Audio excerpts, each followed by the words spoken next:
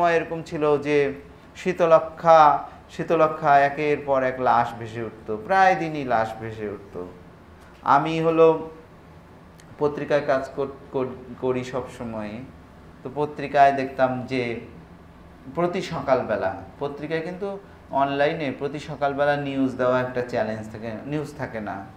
তখন আমি বলতাম যে আজকে ক্রস ফায়ার নাই, তো মানে দুইটা ক্রস ফায়ার সকালবেলা থাকতো। ধরেন মানিকগঞ্জের ওই যে ঘিওরের ওইদিকে একটা ক্রস ফায়ার হইতো, আর নারায়ণগঞ্জে সিদ্ধিরগঞ্জে একটা ক্রস ফায়ার হইতো, ড্যামরায় ক্রস ফায়ার হইতো, যেগুলো সাভার, যেগুলো শহরের একটু প্রান্ত, সাভারে ক্রস ফায়ার হইতো এবং খুঁজলেই পাওয়া যেত প্রতিদিন সকাল, বছরের পর বছর ধরে এরকম ঘটনা ঘটেছে। তারপরে ধরেন একজন নেতা, বড় নেতা, তাকে ধরে নিয়ে গেছে সকালবেলা, আমরা খবর পেলাম ভোরে যে ওই নেতাকে ধরে নিয়ে যাচ্ছে, তার পরিবার বলছে র্যাব আসছে, এরকম নানান রকমের ইয়ে হয়েছে, সব প্রমাণ আছে। কিন্তু তাকে একদম হুট করে শিলংয়ে পাওয়া গেল রাস্তায় ঘুরতেছে। এগুলো মানে এই স্মৃতিগুলো, প্রত্যেকটা জিনিস কিন্তু আমাদেরই মাথার মধ্যে আছে, ইনফরমেশন হিসেবে আছে, কিন্তু আমরা হলো ওই জিনিসটা থেকে বের হওয়ার, এটা হয়তো আমাদের সার্ভাইভালের কিন্তু আমার কাছে যেটা মনে হয় যে ওইখান থেকে বের হয়ে আসাটা আমাদের ঠিক হচ্ছে না।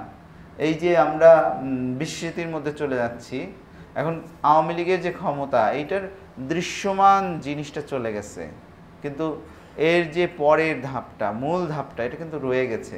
ফলে ওই পাওয়ারটার বিরুদ্ধেও যখন আমি মানে সংগ্রামটা অব্যাহত রাখবো, তখন কিন্তু আমার হলো সেই স্মৃতিটা লাগবে, প্রতিদিনের প্রত্যেকটা ঘটনার স্মৃতি লাগবে। আমাদের প্রত্যেকেরই পার্সোনাল অভিজ্ঞতা আছে, নানান রকমের আমরা এনডেঞ্জার ফিল করতাম, আমরা নানাভাবে হলো একটা ইনসিকিউর ফিল করতাম। আমাদের প্রত্যেকেরই অনুভূতির মধ্যে আছে, প্রত্যেকেরই মধ্যে কিছু এই যে অপমানের, লজ্জার নানান অভিজ্ঞতা আছে, কিন্তু আমরা হলো এই জিনিসটা থেকে হুট করে বের হয়ে আসছি। এবং এইটা আমাদের একটা জাতিগত প্রবণতা। কিন্তু আমরা যখন ৭১-এর যুদ্ধের পরেও কিন্তু সবাই ভুলে গেছে, হঠাৎ করে সবাই ভুলে গেছে, নতুন করে আবার ডেইলি লাইফটা শুরু করছে। এবং আমি ছোট ছিলাম, কিন্তু ৯০-এর গণঅভ্যুত্থানের পরেও দেখেছি যে হ্যাঁ, এরকম ৯০-এর যেদিন এরশাদ পতনের আগে পর্যন্ত সবাই একদম উদ্গ্রীব ছিল। আপনাদের অনেকে, নাইম ভাই বা অন্য সিনিয়র যারা, আরজু ভাই, এরা মনে করতে পারবেন, সেটা হলো যে এটা একটা অদ্ভুত ব্যাপার, এটার সাথে খুব মিল আছে। সেটা হলো যে এরশাদ পতনের আগ পর্যন্ত কিন্তু সবাই একদম উদ্গ্রীব ছিল, এরশাদের পতন হবে, স্কুলের ছেলেমেয়েরা, কলেজের ছেলেমেয়েরা সবাই আন্দোলনে নেমে যাচ্ছে। এই যে হঠাৎ করে বিটিভিতে, আমরা তো বিটিভি ছাড়া কিছুই ছিল না, বিটিভি ছাড়লাম, দুপুরবেলা দেখা গেলো একটা সিনেমা, বাংলা সিনেমা শুরু হয়েছে, খালেদা জিয়া, শেখ হাসিনার ছবি দেখাচ্ছে, হ্যাঁ, বাংলা সিনেমার ফাঁকে ফাঁকে ইয়ে হচ্ছে, আমরা বুঝলাম যে এরশাদ আর নাই। এরপরে কি হয়েছিল জানেন, বাংলাদেশে পত্র পত্রিকাগুলো কি ফাইট দিছে, তারপরেই হলো একটা মানে পর্নোগ্রাফিক একটা বিস্ফোরণ ঘটলো সারা দেশে, মনে আছে? এবং মানে এরশাদ এবং তার সংশ্লিষ্ট নারীদের নিয়ে একটা বিশাল একটা পর্নোগ্রাফি, এবং সারা দেশে এইটাই মুখরোচক আলোচনা, যে একটা জাতিগত কিন্তু একটা ব্যাপার আছে আমাদের মধ্যে, যে বিস্মৃতি, যে এখন দেখেন এইটা বিপ্লব, এটা এরকম একটা জিনিস তৈরি হয়েছে, আমরা যেন লক্ষ্য থেকে একদম বিচ্যুত হয়ে গেছি। তা আমার কাছে যেটা মনে হয় কি, যে গণঅভ্যুত্থানের পরে সাহিত্যটা হবে তখনই সেটা হবে, কারণ গণঅভ্যুত্থানের আগে হয় নাই। পরেও আমরা যখন উপন্যাস, কে লিখবে? আপনি, আমি, সে, এরকম লোকই তো লিখবে, কারণ আওয়ামী ন্যারেটিভের মধ্যে, কলকাতার ন্যারেটিভের মধ্যে যারা থাকে, তারা তো আর আমাদের উপন্যাসটা লিখে দিবে না, তারা তাদের উপন্যাসটাই লিখবে। তারা একটা উপন্যাস লিখে কলকাতায় একজন বোদ্ধাকে পাঠাবে, তাদের তথাকথিত একজন বোদ্ধাকে পাঠাবে, সে বলবে ভালো লিখেছো, আরও ভালো লেখো, একটা হয়তো পুরস্কার পাবে, হ্যাঁ, মানে ওখানে একটা স্বীকৃতি পাবে, এখানে আসবে, তিনি বলবে যে হ্যাঁ খুব ভালো, বা এখানকার যে কলকাতা, সে বলবে যে না, এইভাবে লেখো, চালিয়ে যাও। হ্যাঁ, তারা ধরেন একটু, এই যে আমরা একসময় আলোচনা করতাম যে বাংলা ভাষায় কোনো উপন্যাসে পূজা করে, অনেক উপন্যাসে দেখছি যে পূজা করে, বয়স্ক লোকটা পূজা করে, তারপরে হলো মন্দিরে যায়, এরকম নানান বর্ণনা আছে না? তো বাংলাদেশের উপন্যাসে নামাজ পড়ে না, কোনো চরিত্র কিন্তু নামাজ পড়ে না দেখবেন, কিন্তু আমাদের প্রত্যেকের ঘরে ঘরে কিন্তু বাবা মারা, আমরা পড়ি না পড়ি, বাবা মারা কিন্তু নামাজ পড়ে। কিন্তু আপনি দেখবেন না যে ওরকম আছে যে বাবা নামাজ পড়ে ফিরলেন। আছে আবার ওই যে যেই কিছু আছে, মেয়েটি বোরখা পরে আসলো, হ্যাঁ, আরেক ধরনের আছে একদম। কিন্তু যেটাকে আমরা লিটারারি ফিকশন বলি, যেটাকে মানে মূলধারা সাহিত্যের মধ্যে কিন্তু চরিত্রটা নামাজ পড়ে না বা রোজাও রাখে না। একমাত্র ব্যতিক্রম বোধহয় শুভ্র আবিষ্কার করছিল যে হুমায়ুন আহমেদের চরিত্রগুলো কিছু নামাজ রোজা তাদের মধ্যে দেখা যায়। আরেক ধরনের আছে যে ধরেন কাশেম বিন আবু বকর বা একটা উপন্যাসে পড়ছিলাম যে প্রেম করে, তখন ওই যে দুইজনই খুব পরহেজগার, কিভাবে প্রেম করবে সেইটার মধ্যে তারা হলো ওরকমভাবে বোরখা পরে আসছে, তারপরে প্রেম হচ্ছে তাদের, এরকম আছে। কিন্তু যেটা লিটারি ফিকশন, মেইন স্ট্রিমের যে ফিকশন, সেখানে কিন্তু নামাজ পড়ে না। এক বোধহয় হুমায়ুন আহমেদই আছে নামাজ, এরকম আছে যে নামাজ পড়ে, ইলিয়াসে কিছু আছে। তো আমার কাছে যেটা মনে হয় যে ওই জায়গায় আমাদের সংকটটা ওইখানে, ফলে আমরা যখন লিখব আমাদেরকেই সেটা লিখতে হবে। এবং এইখানে কাছে যেটা মনে হয় যে আমরা হলো এই জায়গাটায় এসে আমরা যদি বিস্মৃতির মধ্যে আবার ঢুকে না যাই, ৭১-এর মতো, বা ৭১ নিয়ে কিছু কিন্তু আমাদের সাহিত্য নাই জানেন, আমাদের হলো ৭১ নিয়ে কোনো সাহিত্য নাই। ৭১ নিয়ে যেটা হয়েছে যে বানানো একটা সাহিত্য আছে, সেটা হলো যে ৭১ সেটার মধ্যে কিন্তু নাই।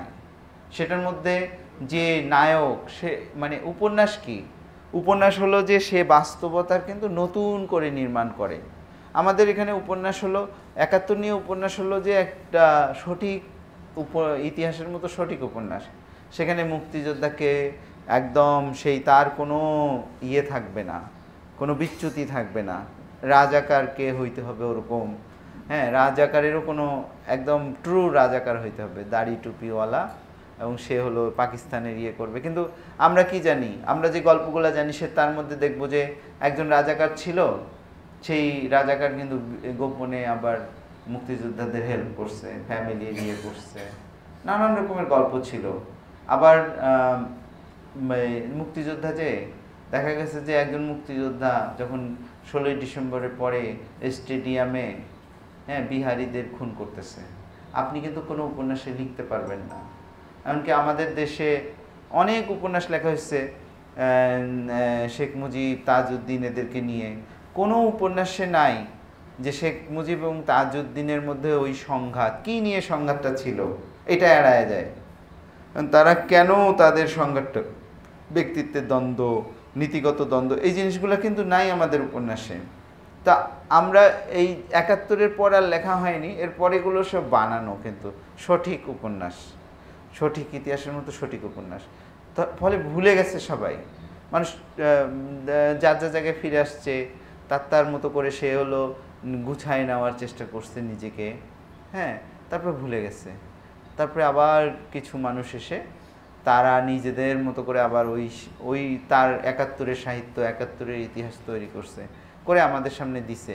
এখন ৫০-৫৫ বছর পরে কিন্তু আমরা একদম দিশাহীন, এই ইতিহাস কি, এটা কোথায়, এই উপন্যাস কি, আমরা পাচ্ছি না। একের পর এক উপন্যাস লিখছে, বানানো গল্প দিতে দিতে দিতে দিতে একটা ন্যারেটিভ তৈরি করছে। দুর্বল উপন্যাসিকরাই কিন্তু এই ন্যারেটিভ তৈরি করছে। এর জন্য একটা বিরাট আইনস্টাইন লাগেনি, তলস্তয়, দস্তয়েভস্কি কিন্তু লাগেনি, তারা দুর্বল লেখকরাই ওই ন্যারেটিভ তৈরি করে ফেলছে। এখন ওরকম কিন্তু ৯০-ও হয়েছে।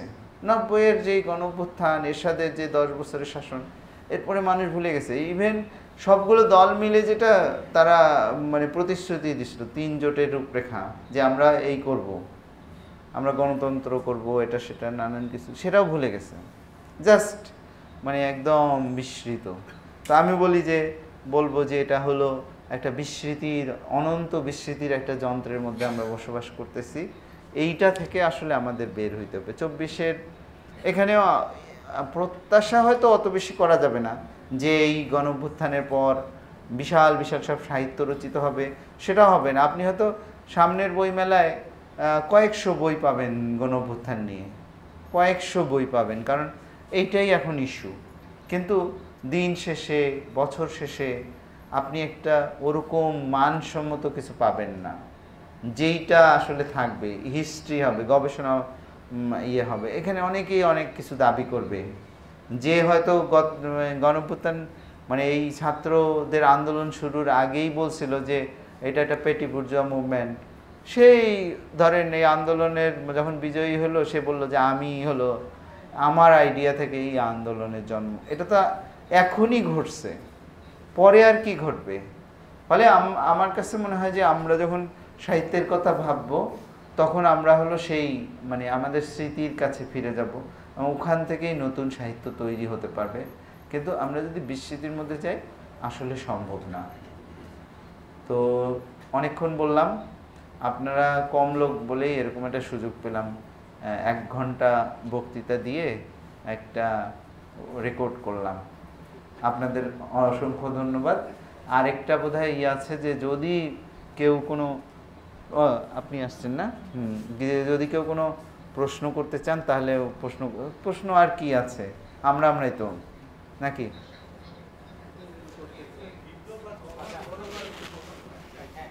জি, ওই যে উনি একটু বলা শুরু করছে। ও হ্যাঁ হ্যাঁ হ্যাঁ, এইখানে যেটা হয়েছে কি যে এইটা আলোচনা করা একটু কঠিন, রিস্কি, এই জন্যই আমি তখন মনে বলতে গিয়েও বলি নাই। কিন্তু আপনি যেহেতু প্রশ্নটা করছেন আমি একটু বলতে চাই। সেটা অল্প লোক, আমাদের নিজেদের আমরা আলোচনা করতেছি, বাইরের কেউ শুনবে না, হ্যাঁ, এই হিসেবে। সেটা হলো যে আমাদের যে এই যে আন্দোলন, ধরেন ছাত্রদের যে আন্দোলন, বৈষম্য বিরোধী যে আন্দোলন, সেইটাতে কিন্তু ওই অর্থে কোনো ম্যানিফেস্টেশন ছিল না যে আমরা এই সরকারের পতন ঘটাবো। তারা কিন্তু শেষ পর্যন্ত গিয়ে বলছে যে এই আমাদের বৈষম্যটা রোধ করতে হবে, কোটা বাতিল করতে হবে, হ্যাঁ, করে তারা হলো এই জিনিসটা তাদের চাকরির ক্ষেত্রে তারা একটা বৈষম্যহীন একটা ব্যবস্থা চায়। এবং শেষ পর্যন্ত তাদের যে 8 দফা, সেখানে কি শেখ হাসিনার পদত্যাগের কথা ছিল, ক্ষমা প্রার্থনার কথা ছিল, আর ওবায়দুল কাদের সহ কয়েকজনের তারা হলো পদত্যাগ দাবি করছিল, তাই না? এখন ধরেন তাদের 9 দফা বা 8 দফা, এটা নিয়ে কিন্তু অনেক কথাবার্তা হয়েছে যে এটা 8 দফা কিনা 9 দফা কিনা। দেখেন এইটা যখন এটা কিন্তু ততদিনে কিন্তু আবু সাঈদ শহীদ হয়ে গেছে, ততদিনে কিন্তু আবু সাঈদের সঙ্গে 7 জন শহীদ হয়ে গেছে, হল 6 জন শহীদ হয়ে গেছে, ঢাকা ইউনিভার্সিটিতে হল ভ্যাকেন্ট করে দিছে। কিন্তু তারপরে কিন্তু দাবির মধ্যে শেখ হাসিনার পদত্যাগ কিন্তু আসে নাই কিন্তু প্রথম মানে যখন হলো যে এই জিনিসটা যখন বলল রাজাকার বলল শেখ হাসিনা ওই যে সেই সংবাদ সম্মেলনে, তারপর গিয়ে কিন্তু